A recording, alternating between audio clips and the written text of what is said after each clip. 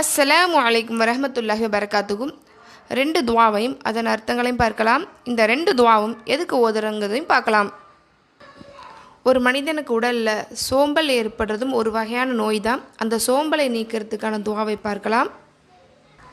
First துவா, சோம்பல் உடலில் விட்டு விலகுவதற்கான துவா. அல்லாஹும்ம இன்னி அஊது பிக மினல் அஜ்ஸி வல் கசலி. இதன் பொருள், யா அல்லாஹ், இயலாமையை விட்டும் சோம்பேறித்தனத்திலிருந்தும் நான் உன்னிடம் பாதுகாவல் தேடுகிறேன். எப்போல்லாம் உடம்பில் வலியும் சோம்பலும் இருக்கோ அப்போது இந்த துவாவை ஓதிக்கோங்க. இந்த துவாவை ஓதி இரு கைகளையும் ஊதி உடம்பில் தடவிக்கணும். தண்ணீரில் ஊதி குடிக்கக்கூடாது. ஏன்னா நமக்கு தண்ணீரில் ஊதி அதாவது தண்ணீரில் மூச்சு விட்டு குடிக்கிறதுக்கும் ஊதி குடிக்கிறதுக்கும் இஸ்லாத்தில் நமக்கு தடை. அதே சமயம் எந்த ஒரு பொருளையும் சூடான பொருளிலோ அல்லது ஜில்லுன்னு இருக்க பொருளிலோ ஊதி நம்ம குடிக்கக்கூடாது. செகண்ட் துவா,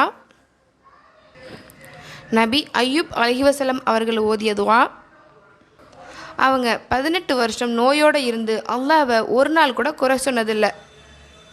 அது மட்டும் இல்லாமல் இந்த துவா ஓதின பிறகு தான் அவங்களுக்கு உடலில் ஆரோக்கியத்தையும் அவங்களோட செல்வத்தையும் திருப்பி தந்தான். அந்த துவாவை இப்போ பார்க்கலாம்.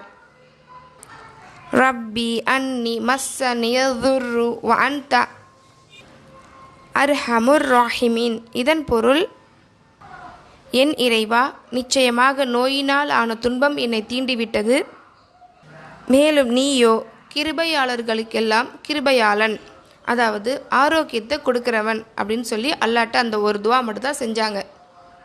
ஏன்னா அல்லாஹ் சொல்கிறான், என்கிட்ட கெஞ்சி அழுவு போராடு அப்படி சொல்லலை. என்கிட்ட இந்த வார்த்தை பிரார்த்தனையாக சொல்லு, என்னை நம்பி சொல்லு, நான் உனக்கான நிவாரணத்தை கண்டிப்பாக தரேன்னு சொல்கிறான். ஒன்று அல்லாஹ் நாடினால் எந்த ஒரு செலவுமே இல்லாமல் நல்லா ஆக்கலாம். அப்படி இல்லைன்னா அல்லாஹ் சொல்கிறான், எந்த நோய்க்குமே அதுக்கான ட்ரீட்மெண்ட் நான் எடுத்துட்டா நமக்கு அல்லாஹ் ஆரோக்கியத்தை தரதாக சொல்கிறான். இன்ஷா அல்லாஹ் எந்த நோயாக இருந்தாலும் முதல்ல பதட்டப்படாமல் பயப்படாமல் அல்லாஹ்கிட்ட தொழுது துவா செய்யுங்க. தொழுவ முடியாட்டாலும் மனசார துவா செய்யுங்க. அதுக்கான வழியை கண்டிப்பாக அல்லாஹ் காட்டுவான் இன்ஷா அல்லாஹ்.